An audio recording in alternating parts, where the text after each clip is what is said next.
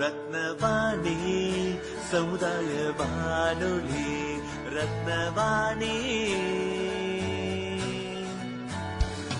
உங்க பிரச்சனைய சொல்லுங்க, தீர்வைய உடனே கேளுங்க, வெளியே வந்து குரல் கொடுங்க. இது மக்களுக்கான சேவை. அற்புத தெரிஞ்சிக்கோ, கோவை தமிழில் சொல்றோம் புரிஞ்சிக்கோ.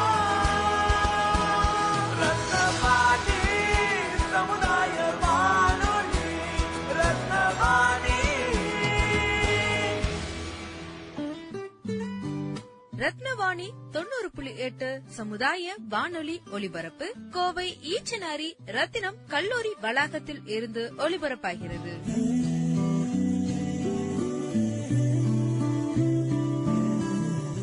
வணக்கம். ரத்தினவாணி 90.8 சமுதாய வானொலியின் ஆன்றோர்களுக்கான சிறப்பு நிகழ்ச்சி அனுபவ். வாருங்கள் வாருங்கள் நண்பர்களே, கூடுங்கள் கேளுங்கள் நண்பர்களே. வாருங்கள் வாருங்கள் நண்பர்களே, கூடுங்கள் கேளுங்கள் நண்பர்களே. இளமையில் நாம் செய்ய நினைத்ததை முதுமையில் செய்ய இயலுமே என்று. வாருங்கள் வாருங்கள் நண்பர்களே, கூடுங்கள் கேளுங்கள் நண்பர்களே. ஒன்றாய் கூடி சிந்திப்போம், கேட்போம், மகிழ்வோம். சிந்திப்போம், கேட்போம், மகிழ்வோம். இந்திய அரசாங்கத்தின் அறிவியல் மற்றும் தொழில்நுட்பத்துறை என்னும் டிபார்ட்மெண்ட் ஆஃப் சயின்ஸ் அண்ட் டெக்னாலஜியால் நிறுவப்பட்ட விக்யான் பிரசார் என்னும் துறை மற்றும் அழகப்பா பல்கலைக்கழகம் இணைந்து வழங்கும் 60 வயதிற்கும் மேற்பட்ட ஆன்றோர்களை உள்ளிணைக்கும் புதுமையான சமுதாய வானொலி நிகழ்ச்சி அனுபவ்.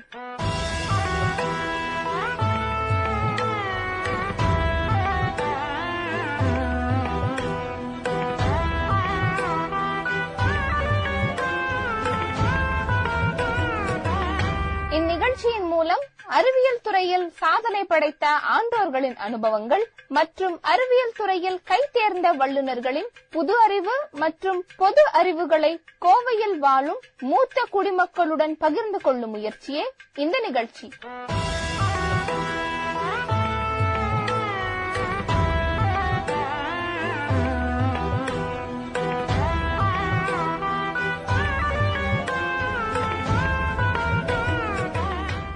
இன்றைக்கு நம்முடன் இணைந்திருக்கும் சிறப்பு விருந்தினர் டாக்டர் திருமணி தேவி அவர்கள். அம்மா வணக்கம். அம்மா வணக்கம். வணக்கம். அம்மா அவர்கள் ஜனவரி 2009 ஆண்டு கவர்மெண்ட் ஆஃப் தமிழ்நாடுவின் சத்துணவு திட்டத்தில் சிறப்பு வல்லுநராக இருந்தார். வணக்கம். வணக்கம் ப்ரொஃபசர் திருமணி தேவி. நான் ரேவதி பாஸ்கர். வணக்கம் மேடம். உங்களோட பேசுறதுக்கு ரொம்ப பெருமையா இருக்கு. நல்ல சந்தர்ப்பம் கிடைச்சதுக்கு ரொம்ப சந்தோஷம்.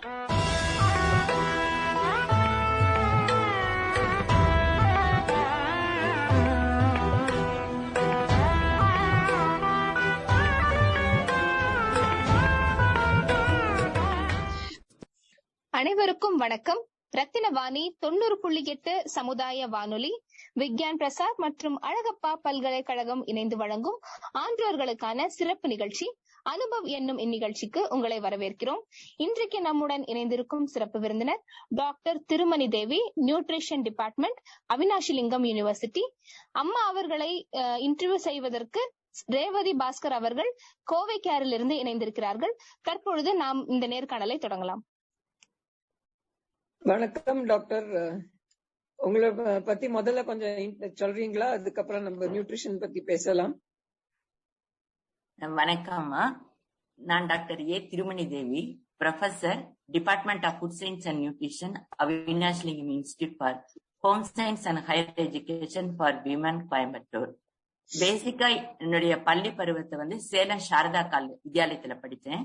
அதன் பிறகு BSc bachelor of science in home science படிச்சு முடிச்சதுக்கு அப்புறம் எம்எஸ்சி, எம்ஃபில், பிஹெச்டி எல்லாம் நம்ம அவினாஷிலிங்கம் இன்ஸ்டிடியூட்ல தான் படிச்சேன். அங்கதான் மாணவியா இருந்து பிறகு நான் ஒரு ரிசர்ச் அசிஸ்டன்டாக ஐசிஎம்ஆர் ப்ராஜெக்ட்ல ஜாயின் பண்ணி கிராஜுவலா லெக்சரர் ஆனேன். அதன் பின் அசோசியேட், அப்புறம் ப்ரொஃபசர், அப்படி அந்த கேடருக்கு வந்து ஹெட் ஆஃப் த டிபார்ட்மெண்டாவும் இருக்கேன். ரொம்ப டிஸ்டிங்விஷ்டு, நிறைய எல்லாம் படிச்சிருக்கீங்க. ரொம்பவே எனக்கு ரொம்ப சந்தோஷமா இருக்கு. நான் ரொம்ப லக்கி உங்களை இன்டர்வியூ பண்றதுக்கு. நாங்க தான் மேடம் லக்கியா இருக்கேன். Thank you madam. நீங்க இந்த மிட் டே மீல்ஸ் பத்தி அதுல கூட நீங்க இன்வால்வ் ஆனீங்க அப்படின்னு கேள்விப்பட்டேன்.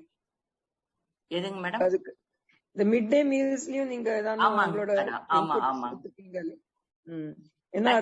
எம்எஸ்சி படிக்கும் போதுதான் இந்த மிட் டே மீல் ப்ரோக்ராம வந்து நம்ம அன்றைய முதல்வர் எம்ஜி ராமச்சந்திரன் வந்து இது காமராஜர் வந்து இது ஸ்டார்ட் பண்ணியிருந்தாலும் அதனுடைய நியூட்ரிஷன், ஆக்சுவல் நியூட்ரிஷனல் ரெக்குயர்மெண்ட் என்ன குழந்தைங்களுக்கு, அது எந்த வகையில கொடுத்தா அவங்களோட நியூட்ரிஷனல் ரெக்குயர்மெண்ட் ஃபுல்ஃபில் ஆகும் அப்படிங்கிறதுக்கு ஒரு சின்ன சர்வே பண்ணணும். அப்ப நான் எம்எஸ்சி மாணவியா இருந்து அந்த இதுல வந்து நம்ம கோவையை சுற்றி உள்ள ரூரல், அர்பன் அண்ட் ரூரல் ஏரியாவில் இருக்கிற ஸ்கூலுக்கெல்லாம் கான்டாக்ட் பண்ணி அந்த சில்ட்ரனுடைய ரெக்குயர்மெண்ட், அவங்களுடைய ஃபுட்டு இன்டேக் என்னென்னலாம் வந்து டயட்ரி சர்வே மூலம் நாங்க தெரிஞ்சுக்கிட்டு அதன் பிறகு அவங்களுக்கு என்ன லேக்குனா அங்க இருந்தது, எந்த மாதிரி அந்த நியூட்ரிஷனல் ரெக்குயர்மெண்ட்டை நம்ம சஜஸ்ட் பண்ணனா நல்லா இருக்கும் அப்படின்னா அந்த அந்த ஸ்கீமை வந்து டாக்டர் ராஜபால் பி தேவதாஸ் தலைமையில நாங்க ஈடுபட்ட போது நாங்க சேகரிச்ச டேட்டா எல்லாம் மிகவும் பயனுள்ளதாக இருந்தது. அந்த டைம்ல இருந்து ஈவன் டுடே வரைக்கும் நாங்க வந்து அதுக்கு நியூட்ரிஷனல் நூல்மீல் ப்ரோக்ராமுக்கு வேண்டிய ரெக்குயர்மெண்ட்டை பீரியாடிக்கலா நாங்க அப்கிரேட் பண்ணிக்கிட்டே தான் இருக்கோம். அதுலயே நான் ஒரு முக்கிய அங்கம் வகிக்கிறேங்கிறதுல நான் பெருமை கொள்றேன். நீங்க மாத்திரம் பெருமைப்பட வேண்டாம், நம்ம தமிழ்நாடே பெருமைப்படுறது. அண்ட் இந்த மிட் டே மீல் ஸ்கீம் நம்ம நாட்டுல, நம்ம தமிழ்நாட்டுல நிறைய ஸ்டேட்ஸும் அதை ஃபாலோ பண்றது, அதுவும் ரொம்ப ரொம்ப சிக்னிபிகண்டா இருக்கு. ஆமாங்க.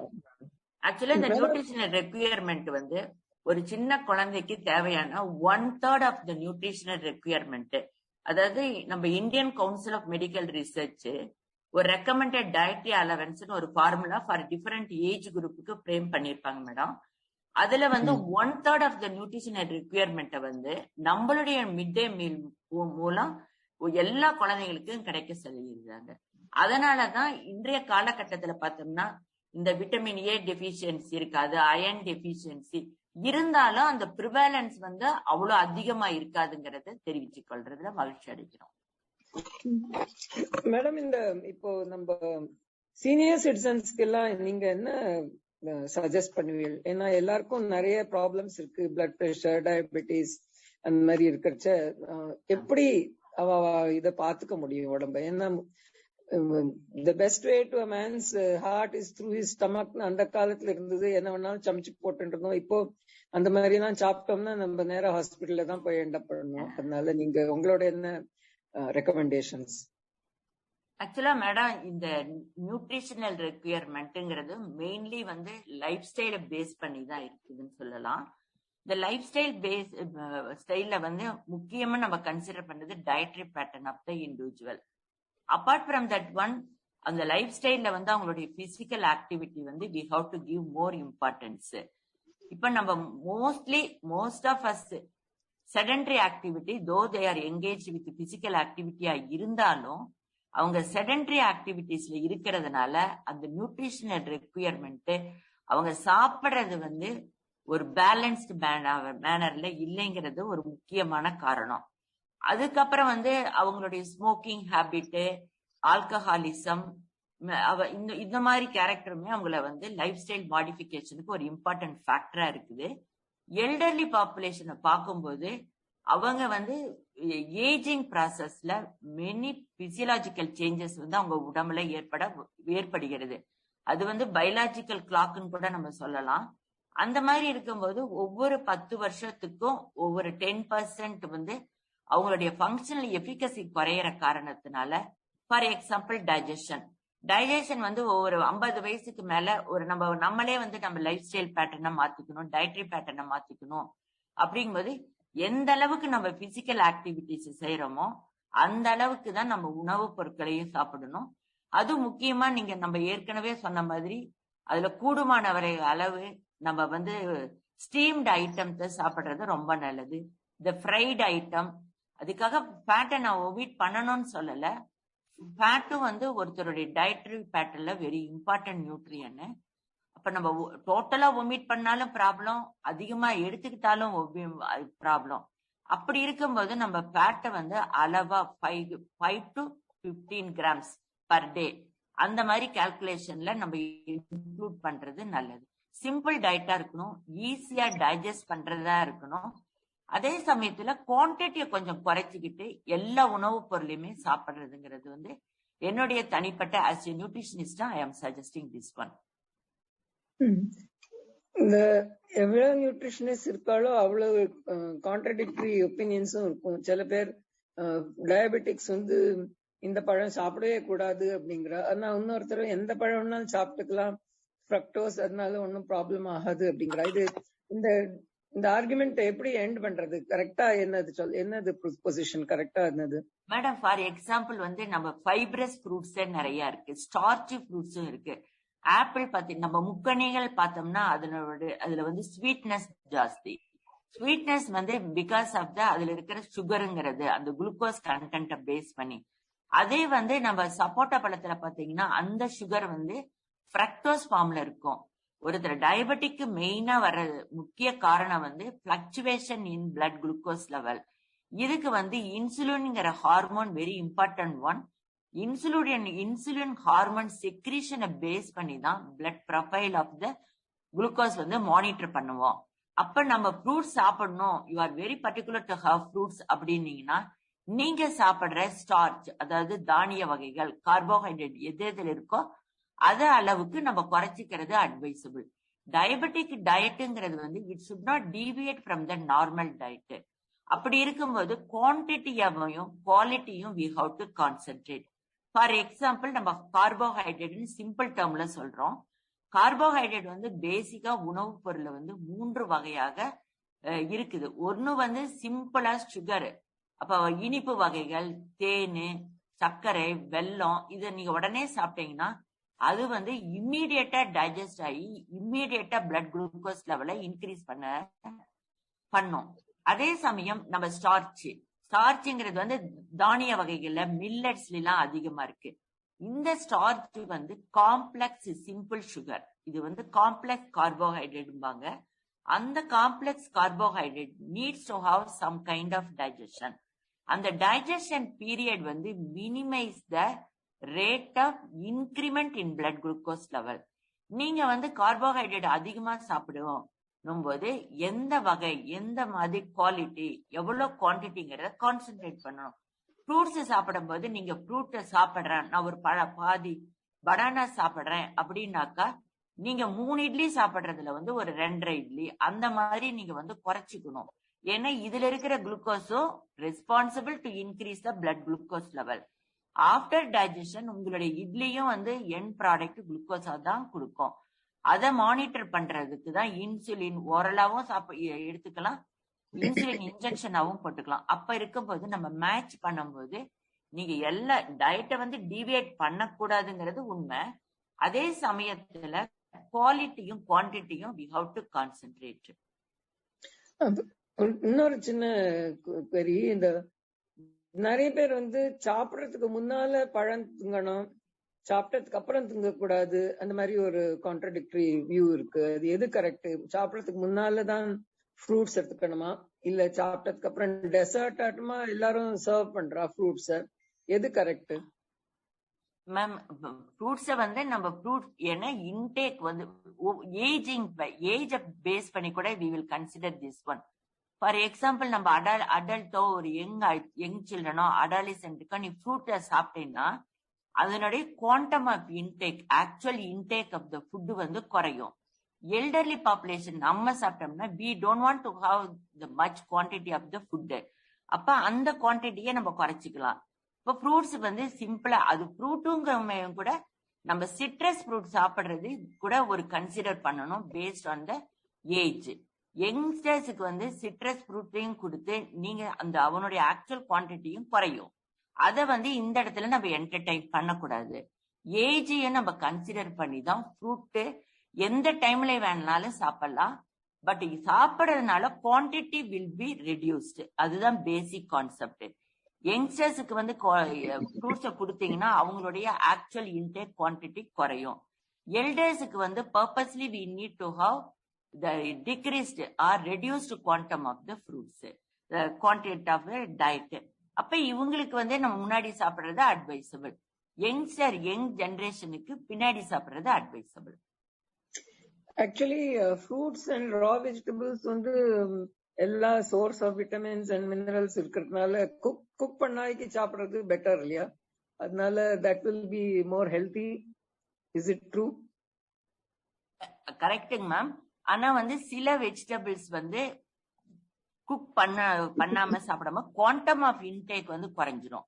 ஃபார் எக்ஸாம்பிள், நீங்க ஒரு பீட்ரூட் வந்து ஒரு கப்பு நிறைய நீங்க சாப்பிட முடியும்னா அது ஸ்டீம் பண்ணினீங்கன்னா ஈஸியா சாப்பிட முடியும். அப்ப குக் பண்ணாம நீங்க சாப்பிட்டீங்கன்னா ஒரு குவார்டர் தான் சாப்பிட முடியும். அப்ப வந்து ஃப்ரூட்ஸ் அண்ட் வெஜிடபிள்ஸ் நம்ம நிறைய சாப்பிட்டோம்னா வாட்டர் சால்யூபிள் விட்டமின்ஸ், மினரல்ஸ், அப்புறம் including fibre we will have adequate quantity.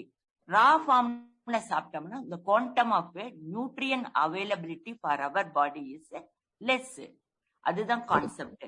இந்த கான்செப்டுமே நான் முன்ன மாதிரி சொன்ன மாதிரி ஏஜ் வந்து ஒரு இம்பார்ட்டன்ட் ஃபேக்டர் டு கன்சிடர். எல்டர்ஸுக்கு வந்து நம்ம ராவா சாப்பிடுறது அவங்களுடைய dental problem, oral health problem, digestive ப்ராப்ளம்லாம் இருக்கும்போது அவங்கள போய் நீங்க இந்த ரா ஃபார்ம்ல சாப்பிடுங்க அப்படின்னா அவங்களுக்கு கிடைக்கக்கூடிய நியூட்ரியன் கூட கிடைக்காம தான் போகும்.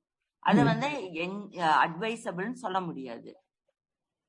தட் மீன்ஸ் எல்லா ரூலும் எல்லாருக்கும் பொருந்தாது. எல்லாரும் மாத்திக்க வேண்டியது. ஆக்சுவலா நியூட்ரிஷன் இப்ப ஃபார் எக்ஸாம்பிள் விட்டமின் சி நீங்க சாப்பிட்டீங்கன்னா இது வந்து இம்யூனிட்டி இன்க்ரீஸ் பண்ணுங்கிறது ஜென்ரலான கான்செப்ட்.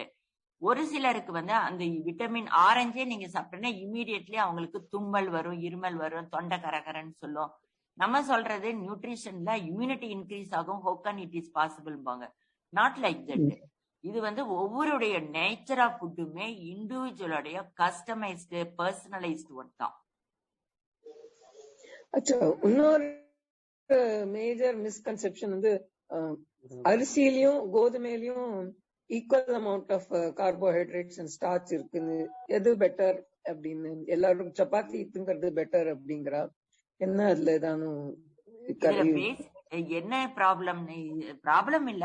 ஏன் அவங்க வந்து சப்பாத்தியை வந்து அட்வைஸ் பண்றாங்கன்னா இதுல கார்போஹைட்ரேட்ல வந்து நம்மளுடைய ஸ்டார்ச், நம்ம ஃபார் எக்ஸாம்பிள் ரைஸ்ல வந்து ஸ்டார்ச்சோடைய குவான்டிட்டி ஜாஸ்தி. வேற வீட்ல வந்து அந்த குளூட்டன்ங்கிற ஒரு எலாஸ்டிக் நேச்சரான புரோட்டீன் இருக்குது. அந்த புரோட்டீன் வந்து குவாண்டம் வந்து அதிகம். வென் கம்பேர் புரோட்டீன் கண்டென்ட் அதுல அதிகம். அந்த குளூட்டன் வந்து எலாஸ்டிக் நேச்சர் கொடுக்கும்போது it will take little bit more time for appropriate digestion. வேற ஸ்டார்ச் இந்த நம்மளுடைய ரைஸ்ல இருக்கிறது வந்து 80 to 90% ஸ்டார்ச் இருக்கிறதுனால, கார்போஹைட்ரேட் இருக்கிறதுனால இமீடியட்டா இட் வில் பி டைஜஸ்டட். இப்ப நம்ம பேசிக்கா இதுல வந்து 80% ஸ்டார்ச், ஒரு 20% வந்து புரோட்டீன் இருக்குன்னா of course protein needs little more time for digestion, for having complete digestion.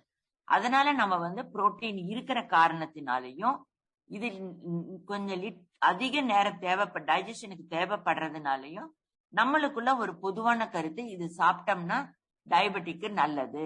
இதுதான் பேசிக் கான்செப்டே. ரெண்டுமே நல்லதுதான். நம்ம ஸ்டார்ச் தான் சாப்பிடணும், அரிசி தான் சாப்பிடணும், கோதுமை தான் சாப்பிடணுங்கிற கான்செப்ட். நீங்க அரிசி சாப்பிட்டீங்கன்னா அளவை குறைச்சிக்கோங்க, அதே அளவு நீங்க கார்போஹைட்ரேட் நம்ம கோதுமையில இருந்து சாப்பிட்டுக்கலாம். இந்த சாதத்தை நம்ம வடிச்சு சாப்பிடறதுக்கும் பிரஷர் குக் பண்ணி சாப்பிடறதுக்கும் என்ன வித்தியாசம்? வடிச்சு சாப்பிட்டோம்னா இந்த சால்யூபிள் ஸ்டார்ச் இருக்கு இல்லைங்க மேடம், அது வந்து ஈஸியா வந்து நம்ம உடம்புல டைஜஸ்ட் ஆகி ஈஸியா பிளட் குளுக்கோஸ் லெவல இன்க்ரீஸ் பண்ணிடும். நம்ம இந்த கஞ்சியை வடிச்சிட்டோம்னா இந்த சால்யூபிள் ஸ்டார்ச்ங்கிற ஸ்டார்ச் வந்து நம்மளுக்கு கிடைக்காது. அப்ப இந்த ஸ்டார்ச் வந்து கொஞ்சம் லிட்டில் பிட் கொஞ்சம் டைம் எடுத்து டைஜஸ்ட் ஆகும். இப்ப கிராஜுவலா பிளட் குளுக்கோஸ் லெவல் இன்க்ரீஸ் ஆகும். இதுதான் பொதுவான சிம்பிள் பேசிக் கான்செப்ட்.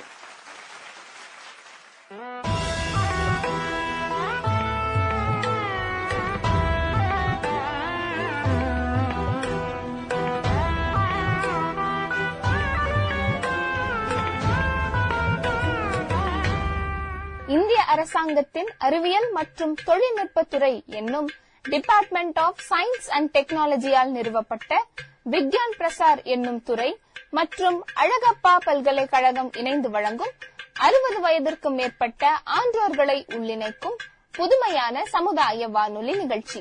அனுபவ் என்னும் இந்நிகழ்ச்சியின் அடுத்த அத்தியாயத்தில் உங்களை சந்திக்கிறோம். நன்றி, வணக்கம். வாருங்கள் வாருங்கள் நண்பர்களே, கூடுங்கள் கேளுங்கள் நண்பர்களே. வாருங்கள் வாருங்கள் நண்பர்களே, கூடுங்கள் கேளுங்கள் நண்பர்களே. இளமையில் நாம் செய்ய நினைத்ததை முதுமையில் செய்ய இயலுமே என்று வாருங்கள் வாருங்கள் நண்பர்களே, கூடுங்கள் கேளுங்கள் நண்பர்களே.